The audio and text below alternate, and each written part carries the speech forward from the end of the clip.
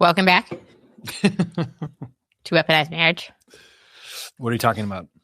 I think we are in agreement that we're going to pick up a little bit off of last episode's theme. So last episode, we talked about from mile high to ruck low and about Vegas, and we had this amazing experience. And I think people got a lot of entertainment out of that episode. Listening back to it, I actually haven't listened to that one fully back, but it No, I didn't either.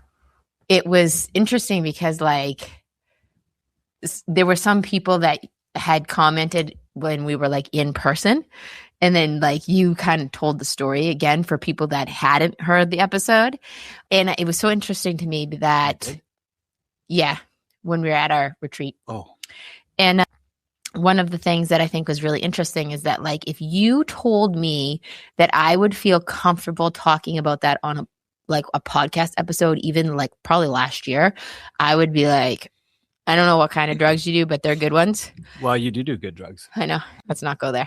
And then, so with that said, one of the things that's been happening a lot over the last 2 weeks is because you've been home with your leg broken and healing, I feel like there's been a lot more time where we've been able to have like organic conversations. Where they're not being rushed, where they're not been like, hey, I got to go somewhere, or hey, I have an appointment, or I got to hop on a call.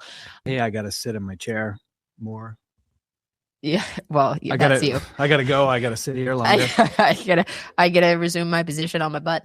And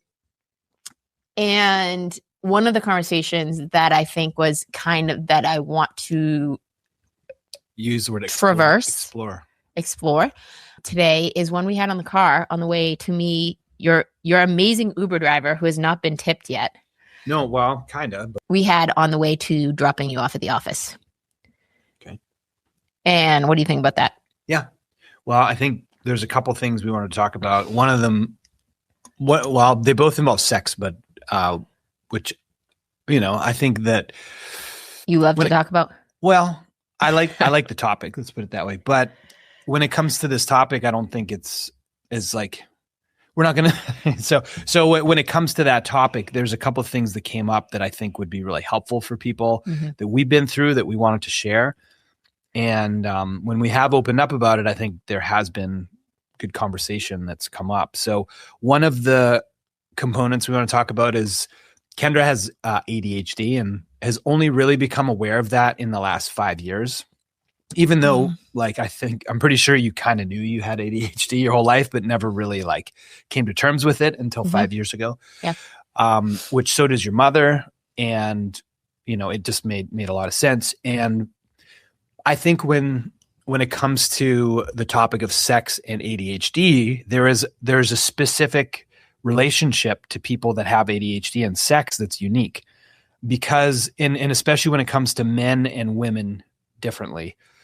And what I've come to learn, and it's been really helpful for me as a husband of somebody who has ADHD, I want Kendra to be immediately intimate and in the mood when I want her to be. And when it's for her, for women in general, I've discovered to be turned on is not as immediate as a man.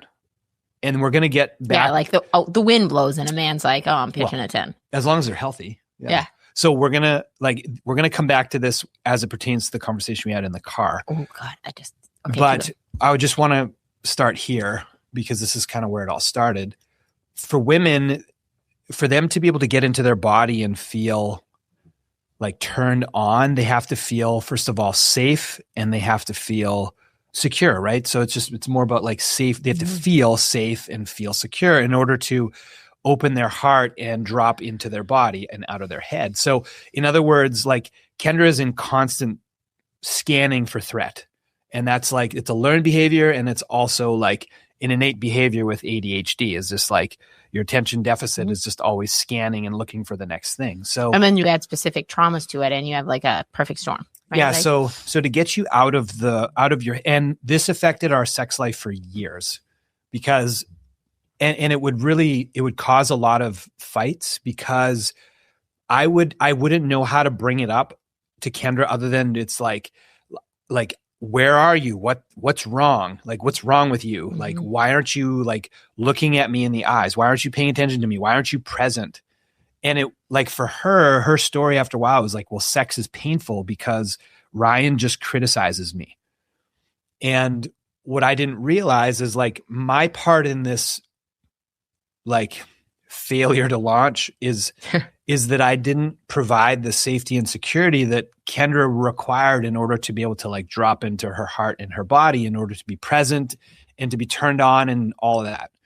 And also, I think you have to clarify, what did your story become? Because when you're in a couple, you both start telling stories. Yeah. So like Kendra's story became like sex is painful.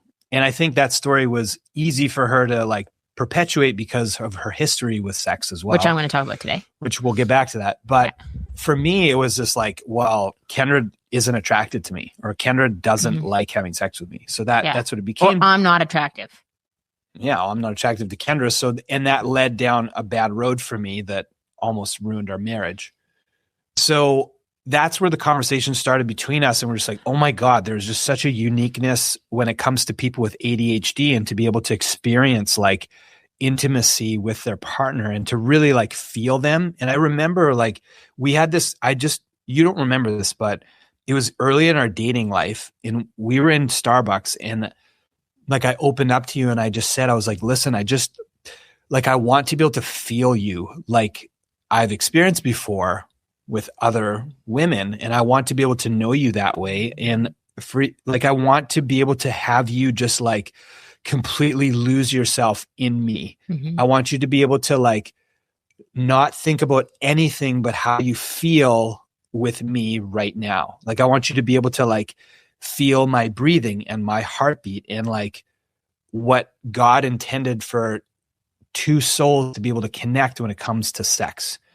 And like at that point, you're just like, what the fuck are you talking about? Yeah. Like, I have no idea what that means. And I went into, this is a really good point that I have to interject here, is that also by hearing that, what you were trying to do is engage me and like create a conversation, right? And also a feeling.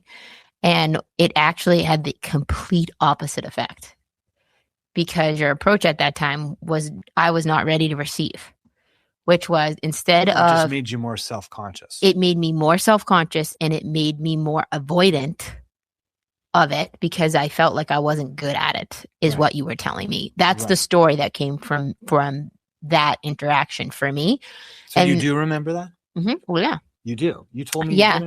But here's the thing. This is a perfect example of like when unconsciously you're tapping into something that you don't really know you're tapping. Because here's the thing, and this brought us to our conversation this morning, is that I was not willing or capable at that time of confronting some of the things that had happened in my past that led to really shitty stories about sex. And so there was an incompleteness, and then there's also interference, right? Because it's like you're asking me for something, and every time you would kind of ask, instead of being open to receive, I would resist instead.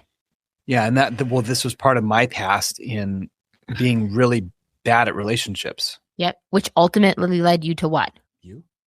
No. What do you mean? No. What ultimately my resistance, what did that lead to?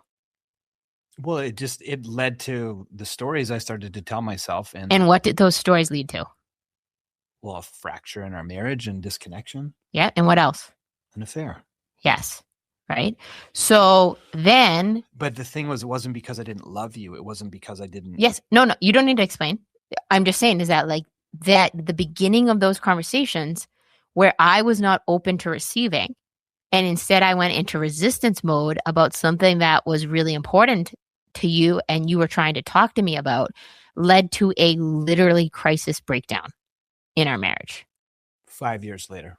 Right? 5 years later, right? So it's like, but that's part of us healing and getting through that, was that I had to own my part in the story too.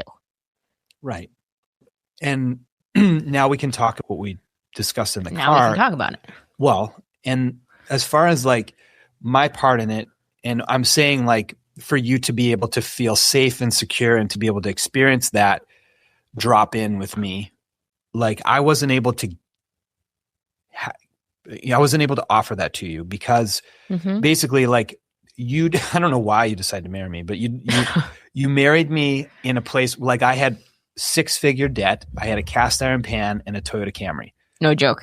That's what you there's own. no exaggeration. Like, and it was just like, hey, I'm going to hitch my wagon to this fucking like, long shot, racehorse, like a fucking thoroughbred, 200-1 odds, racehorse. And like, I had relationships in the past and I had love before. And I was actually previously engaged before. There's a lot of people that may not know that. Mm-hmm. But when I look back, because part of this last journey we had, it did make me reflect on like how I have treated women in my past relationships and how I have a lot of regret about like some of the ways that I operated, some of the ways that I like not just spoke, but like just acted, and some of the things I had done. And it wasn't because I didn't like love these people or like because I was a bad person. It was just like I didn't know what I was doing. You didn't know what you didn't know. And what I was doing was like trying it, and I thought like I could be significant in some ways, but then in others, like it wasn't providing safety. And it was ultimately like my insecurity that didn't allow for, my personal growth in those areas. And it was in ways that were able to create emotional safety for women. You know what I mean? Like, I think I was always like a safe person to be with, but when it came to long-term relationships, in order to like continually create emotional safety for somebody, like I was not skilled in doing that. Yeah. And let me ask you this, because I think this is really important for this. Who did you have to model? Yeah, but I had nobody to model. That's the point. So like, this is how and my brother and I had a text discussion today. Oh, interesting. Because it was my mom's birthday yesterday. And we were just saying like, it would be great if my mom was still around because she'd be a great grandmother. Yep. So we texted a little bit about like, yeah, I mean, if my parents didn't have any tools and we don't blame them. And it was just like, we had a great childhood aside from like some of the, like, it's interesting how we all went our different ways.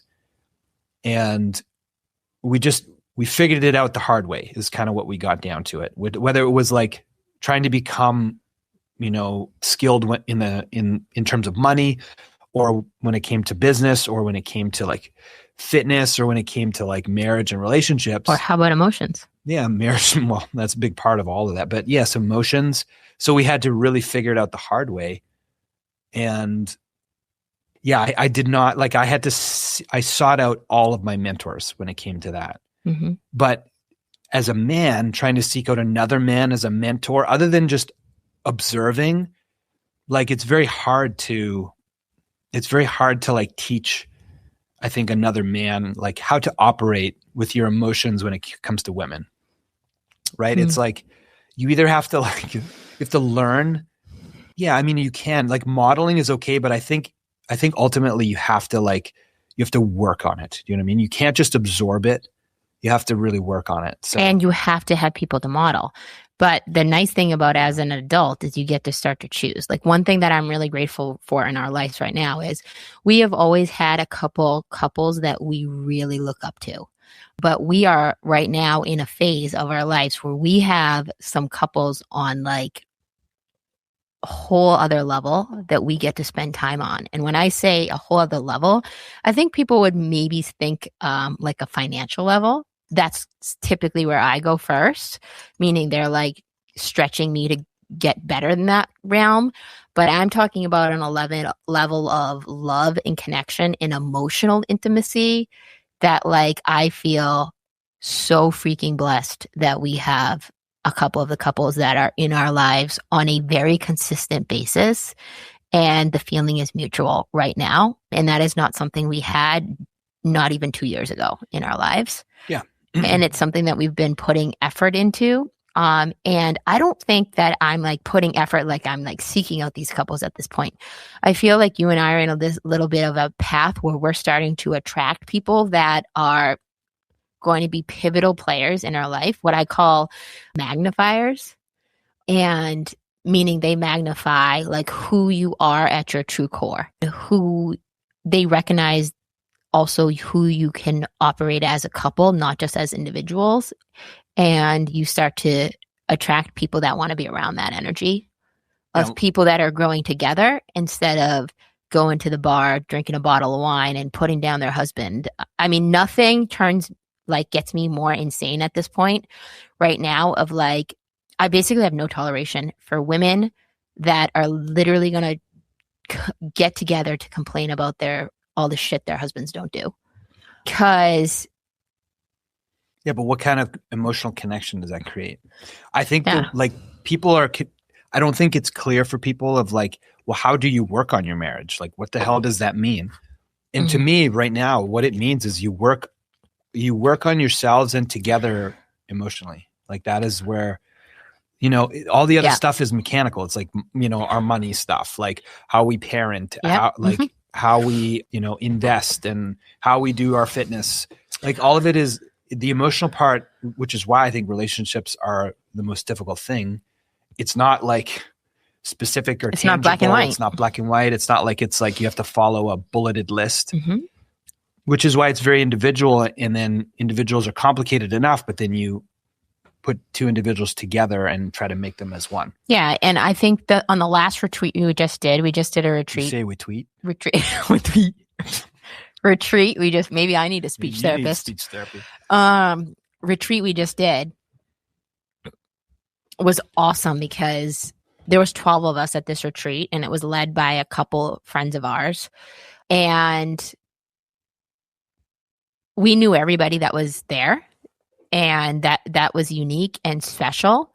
But one of the things that was so unique was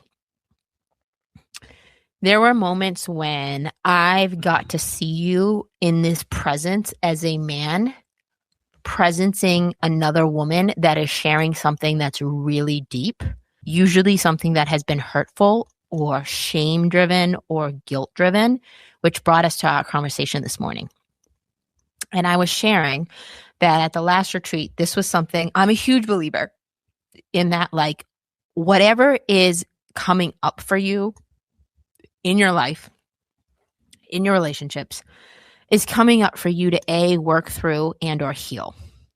And that's like one of the core premises that I really work with like constantly is like, even when it's stuff that I'm like, I'm not ready. I don't know if I'm ready to confront that, but like having the courage to look at it anyways is something that a muscle I've been really working on exercising. So fast forward, I'm driving Ryan to the office this morning and I was like, listen, this is something that came up to at the last retreat and I wasn't quite ready to share it, but I feel like I need to share it today. And now I'm going to share it here on the podcast because it led to this really interesting conversation.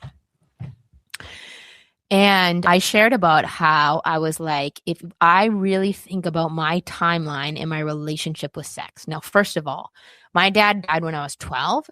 I think I would have felt more comfortable talking about sex to my dad than I was with my mom, because I can tell you, my mom is still alive today. We have a very close relationship, but I have a big fucking goose egg on the times I talk to my mom about sex.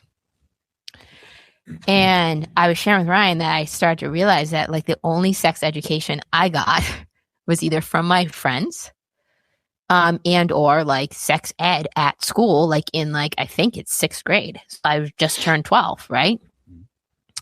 And I shared with Ryan about how like when I lost my virginity, I was 16 years old and it was not in a relationship. It was legit like a one night stand, had no meaning or significance. And I had no idea, but the last couple weeks, this has been coming up where it's like, you need to settle that with yourself. Because basically what I started to realize is that a lot of my sexual interactions up until I was probably 27 years old or 26 years old. I was going through the timeline with Ryan today. I can't think of one instance where I was like, wow, that was friggin' amazing. I would do that again. They were all connected to shame. And then fast forward to when I was 28. One of the reasons, and like we're going to have to probably put a little bit of a trigger warning on this one, that I moved back here to Massachusetts. I was living in Florida at the time, but I had got raped when I lived in Florida. And I basically buried this and did not confront or talk about this for 10 years. So like fast forward, I did not admit this till 2018. The first person I kind of admitted to it was with myself. And then I was nervous as hell to share this with Ryan. Because again, I was at this place where I had not done any work through it, where there was so much shame and guilt. And I told Ryan that I started just recently realizing that the story I was telling about that experience, and obviously I had to do a lot of work in between now and then to be able to even talk about this way, was that I was stupid and I put myself in a bad position. Which, I was basically, and not to get too graphic or specific, but I was drugged and I woke up in the middle of it. And I had family history of other people in my family that this had happened to, not in the same context. So I was ridiculously shameful and embarrassed to share this with my family. And I shared this with Ryan first, not my family. And when I started to work through this, I started to realize this is when I moved back here. And then I had one experience in between before that happened in Florida with with another man, where it was the first time where I was like, holy shit, sex is kind of fun. It was a very different relationship. There was a lot of chemistry in that relationship. I was in a really playful part of my life. And then the next person that I had sex with was not voluntary when this happened. And I started to realize that holy shit, my whole story about sex is shame driven. It's guilt driven. It's protective. And every time that Ryan would bring up this story about why are you so awkward in sex, or why does it feel so hard for me to connect with you? A little piece of me, I knew something was buried there, but I just didn't know, frankly, if I had the courage to confront it. And then, so through doing a lot of the work we've done as a couple, through therapy, through retreats, through just work, talking this out and getting it out of my system, what I started to realize yesterday, I was like, holy shit, I have this timeline, and all of the timeline, with the exception of one experience, really leads to pain and shame and guilt. And also fear. And I was like, usually the human psyche doesn't want to repeat things that revolve around those four emotions. Avoid things we fear. We tend to hide things we're shameful about. We tend to sit in our own guilt without sharing it. We tend to avoid things that are painful. That's just human psychology. And so I shared this with Ryan, and I was like, listen, one of the things that was really, for lack of a better explaining, priority for me this year that I really felt like I wanted to heal was rewiring the story of that, what sex meant to me in our relationship. And we were kind of joking about it as it's not oh, let's, what's your fantasy sex, or let's watch some porn together. It's such a deeper conversation now, being I'm 44, he's 46, where it's holy shit, this is the conversation I never got to fucking have of what does actual sex mean? And the cool thing is that as I've started to clear some of this shame and the guilt associated with it, and been able to hold space for other women that have had similar experiences where they've been violated by men, where I have started to really see the value of getting it out of your system. And part of the first step in healing it and redefining it and rewriting what that story looks like is literally physically getting out of your cellular memory. And that's what I was sharing with Ryan this morning. Yeah, that's a lot. So yeah, well, thanks for sharing that. Yeah. And I felt like I had to go into more context than we. Yeah, and I don't know where else to go from here other than, I led off with just realizing now, it took me a long time to realize that I had to create emotional safety for you. And I think part of me being able to create emotional safety for you is for you to be able to feel safe enough to share those things and release those things. Yeah. Also, I think a really big part that would be really valuable, though, that we could go to with this episode maybe is what you shared with me about how, like, Lily, who's our daughter, who's 5, like, what you want to, like, what you want to set for her. I feel similar to you in that, like, I never received any education about sex, right? My parents didn't know what they were doing. Like, we don't know what we're doing, but we're older and we're, I think, more well equipped to start to think about what we want to, influence upon Lily. And I just see how detrimental it is if we don't, educate about sex. And I'm not talking like anatomically. I'm talking like what it means to do that with somebody, right?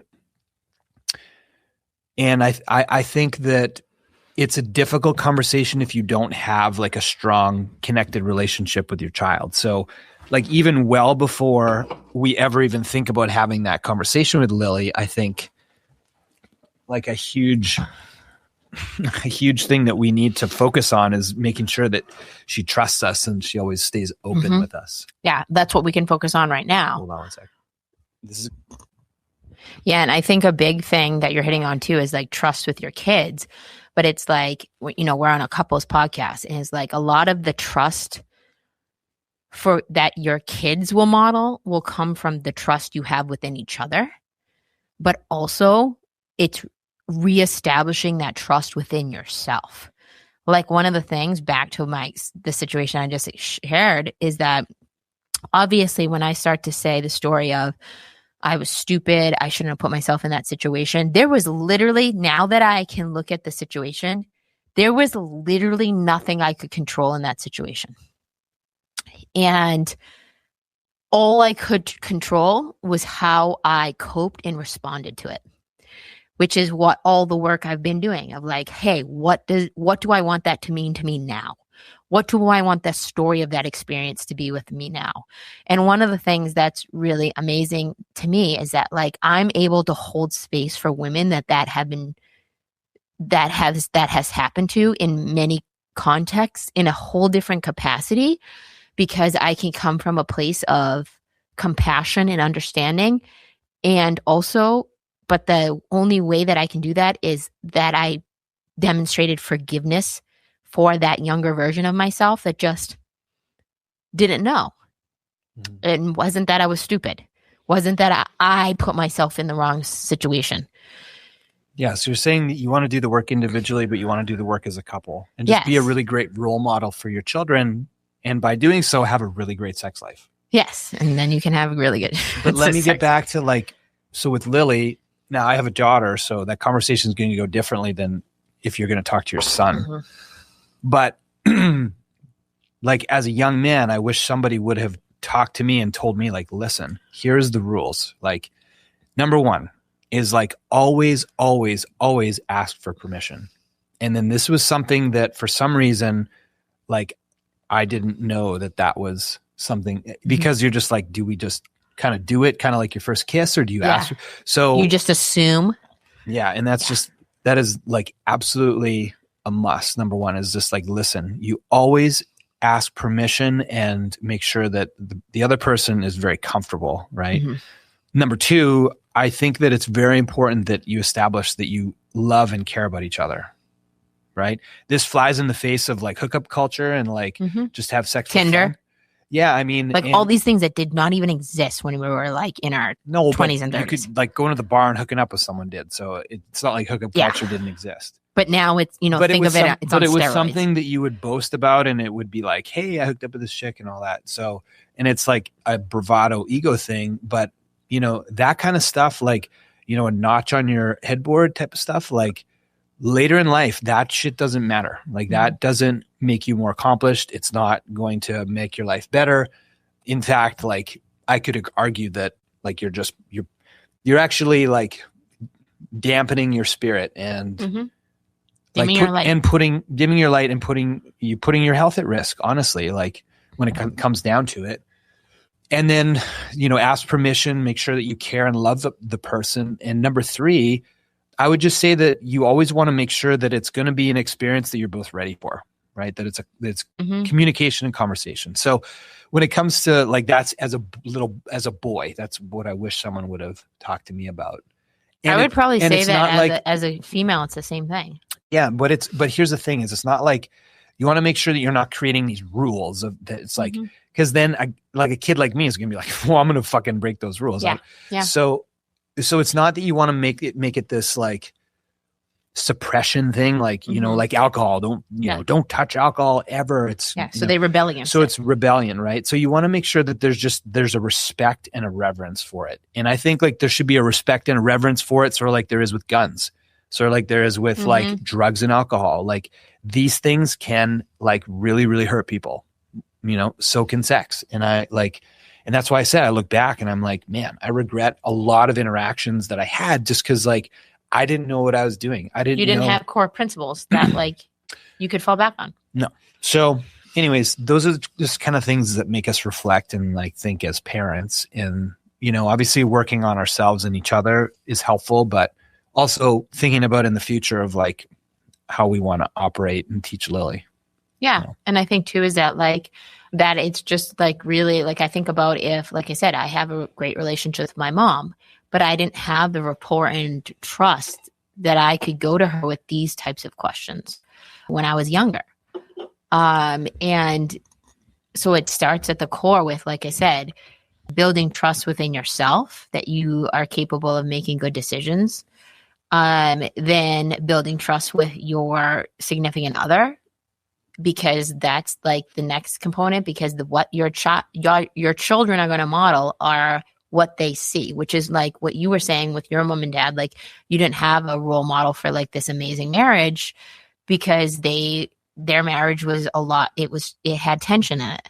Right. Yeah. So this has all been like really serious, but I want to end it on like a fun note about sex is like, if you're open about sex and you have that kind of intimacy and connection, then all it is fun. Right. Then you talk about like stuff that's like maybe uncomfortable to talk about, but you've always really wanted to tell the other person. Like here's my fantasy, or here's I want to do this love cloud thing. What do you think? Yeah. Do you think I could have told you about my fantasies like 5 years ago? Like 3 years ago? No. And that's what I'm saying. Like, you know, a lot of cases I would just think like, oh, she just doesn't care, or like, you know, that's never going to happen, or, oh, she'll never go for this, or, you know, and I don't think that those stories are always true because, you know, in our case, for example, it was just that like there were things that were not aligned properly. Yeah. And it's all, I mean, at the end of the day, it is all about alignment. Like it is like, are you in the same boat, and are you rowing in the same direction? And part of being a couple is always working with like the fact that like, there's going to be times when like one person's going to like not be rowing, and you're either going to pick up some steam for them, or you're going to stop and ask them, how can you help them? Or you're going to jump ship. Like those are the three options basically. Right. And like you told me you were going to do. You wouldn't even stay in a relationship knowing that person's going to be jumping ship. Right. It's like 1 foot in, 1 foot out. They're straddling the fence.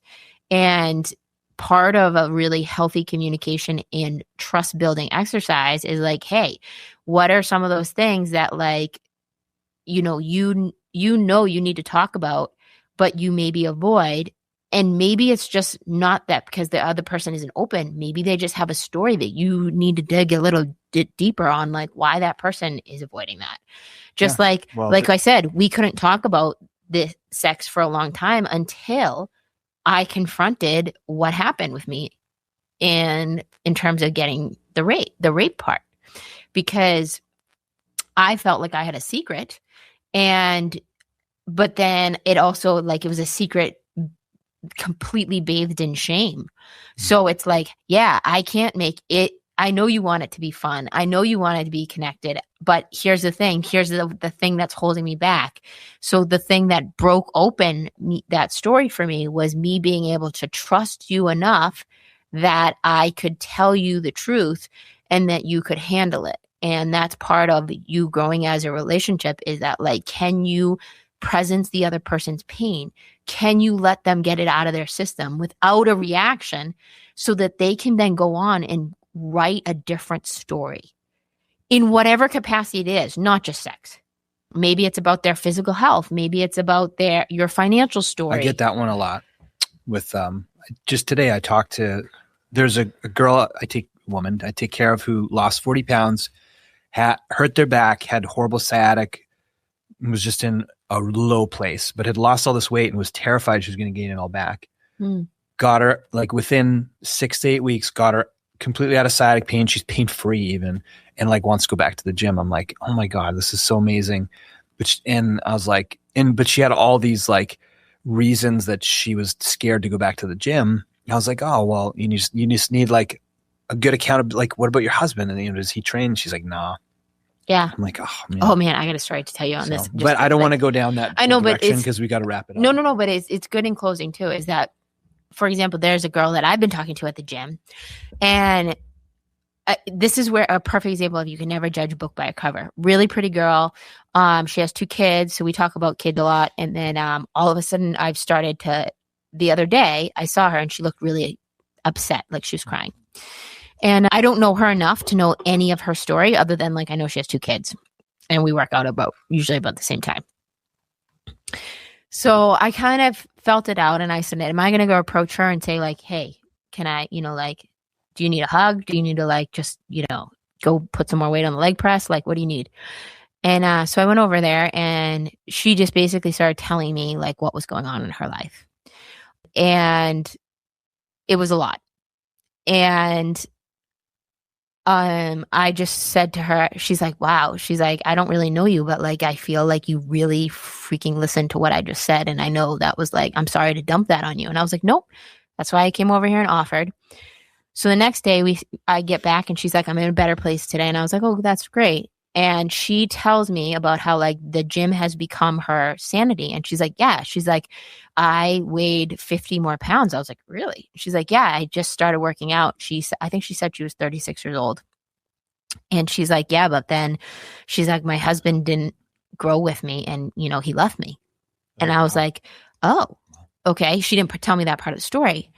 And she said, because, he didn't like that I was like, getting into like being fit and stuff like that. And she's a very attractive woman too. And I was like, oh. And so we were just kind of talking about some other like kind of things. She was asking me, she's like, how do I put on muscle? She started asking me some like kind of tactical questions.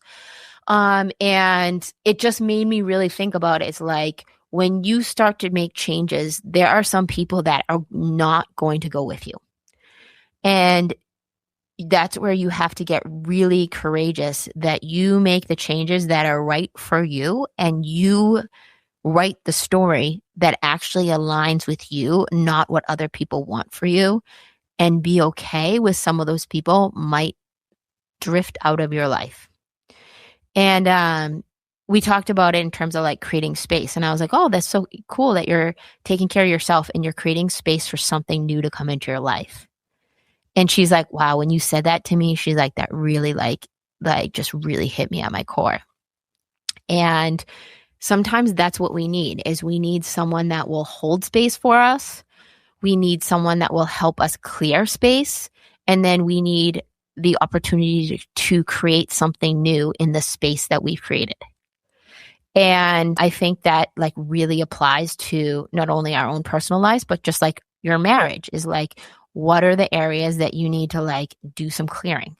What are the areas that you need to do some cleanup?